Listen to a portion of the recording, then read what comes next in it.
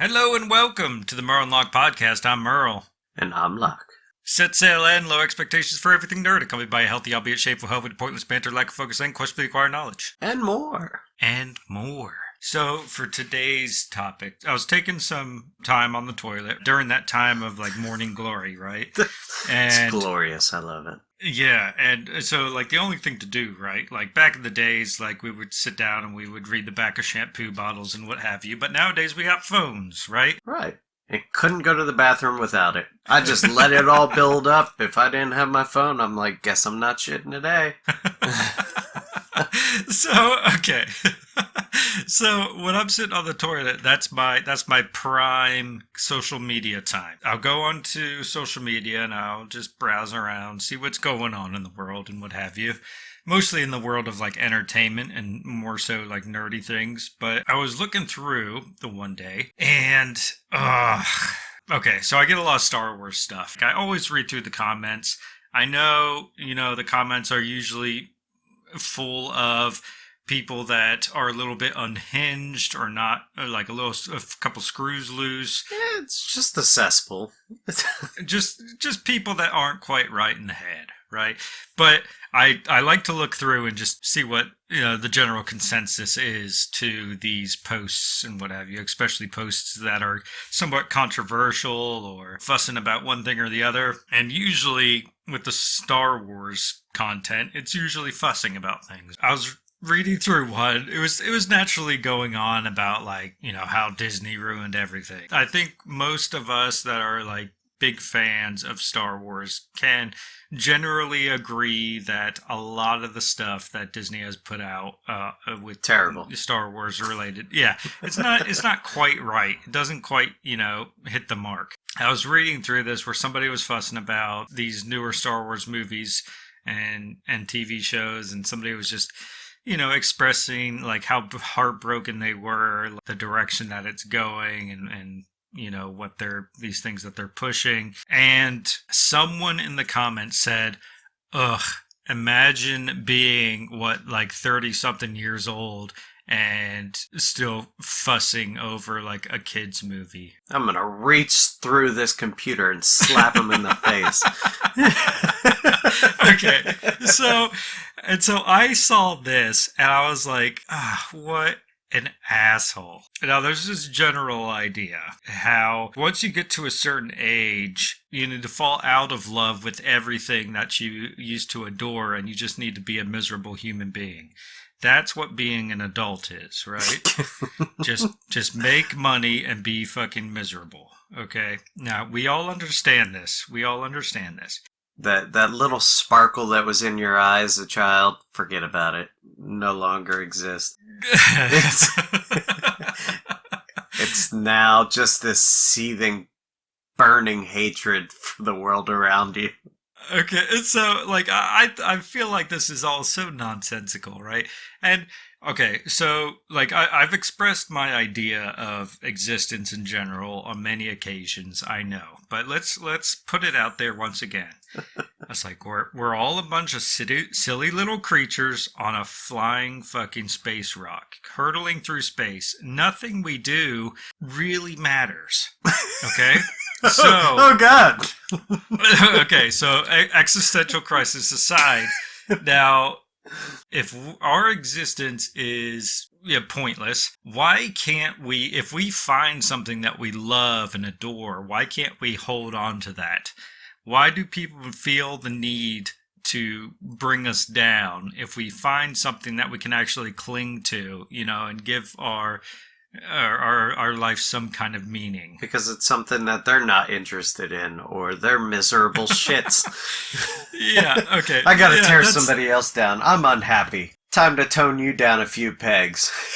It drives me crazy, man, when I see people just knocking folk for being so passionate about something and then being so disappointed for the direction it's going, or it gets traded off, whatever this project is, whether it be Star Wars or what have you. It gets passed off to somebody else, somebody buys them off, and then they start pushing whatever agenda that they want, right? It could be like passing off an agenda. It could be creating content that's not true to the source material that everybody loved and adored, and it just ruins it. It's watered down. It's worse than watered down. It's Now, like, I understand sometimes. Sometimes, like, a little deviation is necessary, especially like if we're going off like book material, right? Where it's content from a book. There's way too much source material to be able to fit into like some kind of movie or something, yeah. And I understand that they have to deviate to make things line up proper or to make it more streamlined and entertaining so that there's no downtime in between. As far as a Hollywood movie making production goes, it's like I understand that they need to make money and they need to put out something that, you know, just hits the mark with every scene, right? And that moves the story along, keeps things going at a certain pace so that people can enjoy it within that 2-hour period. I understand that. But when it comes to taking the story in an absurd direction simply to push whatever agenda is popular in society, or this not society in general, but you know, the loud part of society. yeah, the squeakiest wheels. Exactly. So Yeah, they're the little birdies. They're chirping, and we're just, you know, here you go, here you go. Take it, my children. It's so funny because, like, I'm trying to empathize the best I can with their plight, right? Because I know if they cater to the masses, right, which the masses are quiet. The masses don't fuss and complain about every little thing and go yelling and protesting and what have you. They don't. That's the masses for you. But the minority, they will shout it from the rooftops, and those are the people that are affecting these, you know, production companies and these ideals that they feel like they need to project in these projects. They just need to quiet those demons, right? That's their main goal.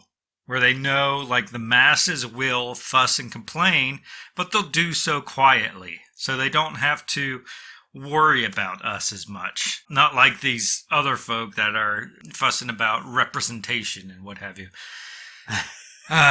But okay, Piss some people off. I know this is gonna rub people the wrong way, and I hate to say it. We're gonna ruffle up some feathers. Hope you're ready. Yes, I know, and I know there's like representation needs to be made because like before all this, it was just almost non-existent, right? I think a good story needs to be written first before we start worrying about representation. That's the issue, though. I feel like we got to tear apart a story. They don't want these basic characters, that classic hero. No, they want an absolute nobody who all of a sudden is somebody, and then they want to change themselves, whatever. No, I'm not Ray, whatever. I'm a Skywalker now. I identify as a Skywalker. No, you don't, bitch. You were never part of a Skywalker family. You can't just put yourself in a family that you were never a part of in the first place. No, okay. So I feel like, and then you put yourself in the most. The Skywalker family was already a broken family, and you want to put yourself in that family? No, I get that. I get that. Oh man, no. Okay, so my whole you just got you got me agitated. Okay, I know. I understand. Go ahead, continue. Okay, so my entire argument, right? It's not that I hate this representation. I just feel like it's being used as a cop-out. It's like, yeah, we don't have a good story whatsoever, but we're representing so-and-so, you know, these kinds of people, whatever it may be. They expect that to carry the entirety of the story. And it doesn't. Like, okay, so I've seen good stories told. Okay, let's consider The Last of Us, right? Have you seen that show? No, I have not. Okay, well, I'll try not to spoil too much for you, but I watched I don't know if there's a second season out yet, but I saw the first season of The Last of Us. There's an episode that goes into this relationship. It's like during the zombie apocalypse and what have you. And there's a single episode that does nothing but follow the relationship of these two guys who aren't featured, that much in the entirety of the season, but it goes in and it tells their backstory, right? This a whole episode dedicated to these two guys, and they're a homosexual couple. Initially, I was like, "Oh boy, like what is this?" Yeah, which I'm already met with apprehension, going into it, just because I've become so accustomed to like all the terrible things that I've seen before. Yeah, no, we're so used to just people implanting these characters with no proper backstory, no nothing. Now the thing with this episode was, this episode got me. My God, like I was so apprehensive at first, and I wasn't expecting much. But then, after seeing the episode, it just went through their lives, right? Upon meeting until their demise. It was so touching. It was so well written. Like I didn't even notice that they were like a gay couple by the end, because the story was just incredible. Like the love between these two characters, and all the adversities that they were met with, and the relationship that they formed, and what they were willing to do for one another when times got hard. It was incredible. And I loved it. Like, bravo to the writers, that wrote that episode, and the direction of that episode. It was absolutely incredible, and I loved it. And I was like, that's what the focus needs to be, that incredible story. Because by the end of it, I didn't even take into account anymore that they were a homosexual couple. That didn't matter. These were just two incredible characters portraying this story, and they loved each other so much. That's all I saw. Like, all I saw was this love and incredible story, and it was heart-wrenching. And oh man, I was at a loss for words by the end of it. Yeah, no, it was no, like I highly recommend watching The Last of Us, because it was an awesome show, and I loved it. And that episode, man, there were some people like I saw online that like kind of fussed about it a bit, but I was like, I don't know what you're talking about, man. Like, I understand the apprehensions, from the get-go, but it was such a good story. And we need more of that, and none of like this surface level bullshit that's meant to just, push this idealisms like in your face, try to force feed you, shove it down your throat. Like, I'm tired of that shit. I can't take it anymore. Like, I've been so put off that, like, if some shows, like, if that's all it is, like, I'll stop watching it there, because I'm like, man, I don't like, I can't stand this crap. Like, I want good stories. I don't want it to matter, what their sex is. I want the story. I guess that's the problem for some of us who enjoy the story writing aspect and the, like, actually being in a story. Process of creating characters. We enjoy doing that. I mean, we also play, like, Dungeons and Dragons, so we enjoy the creating characters, creating a whole backstory, why they are the way they are, character development and what have you, but just having a dry-ass character being like, I'm here, I'm queer, love it. And you're like, yeah, that's it, I can't. Do you have anything interesting to throw on the table? Do you have anything about yourself that I could be like, you know what? They're actually really cool. And I loved in, what was that show? Black Flag? That pirate Black TV Flag, show? yeah, because that was brilliant. Spoilers, you don't want to hear this, but... Okay, yeah, if you haven't seen Black Flag, or if you plan on seeing Black Flag, like, tune out for the last bit of this episode. Your main character, Flint, I did not expect where his character was going. I know the general stories that were all happening with all the characters. I love seeing the introduction of all like fictional and real pirates that were talked about. But Flint turns out that he was essentially an ex-British Marine or whatever. I guess they would have called him a Marine, right? I don't know, actually. He was a part of the British Royal Navy. But yeah. But he was in love with a politician or a governor, whatever. Either way, politics. And because those two were lovers, which is very frowned upon at that time period, he ended up going into hiding, and I believe they murdered him and then pinned it on Flint. It might have been something like that. It's been a while since I've seen it, but yeah, it was like, we do that they had a relationship of some kind, that they were on good terms and they were like really close friends, but we didn't know that they had a homosexual relationship until the very end of the show. It was like at the very end, like show that they had a homosexual relationship, and we were like, what? That, like, it makes sense. Like, that story was so well written, and it didn't shove this in our face at all. It was just like, oh yeah, by the way, right before we end the show, they were gay. And we're like, what?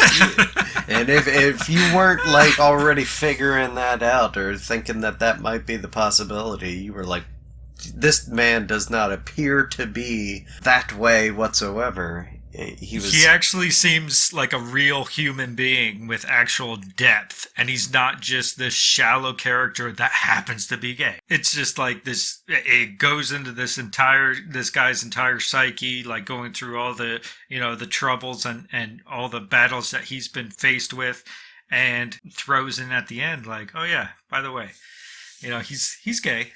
It's like, oh, wow, that makes so much sense as to like why he was so close with this person, and why it meant so much to him, and that's just good storytelling, right? And why he separated himself from the British Empire, essentially. Yeah. Oh man, but I mean, if we could find like solid storytelling like that, and not have people's sexuality like on the forefront as if it's important whatsoever, it should be secondary or tertiary or whatever the next one is.